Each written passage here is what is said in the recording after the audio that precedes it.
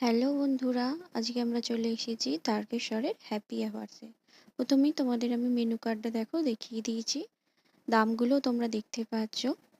Happy আওয়ার্সে খাবারগুলো একদমই হালকা লাইটের মধ্যে।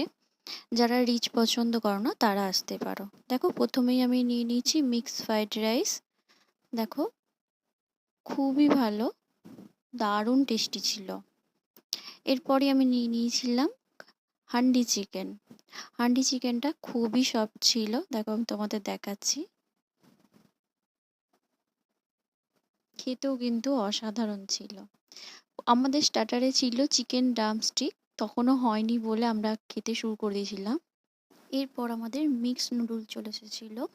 মিক্সড নুডলসটা একদম লাইটের মধ্যে দারুণ ছিল, দারুণ টেস্টি ছিল।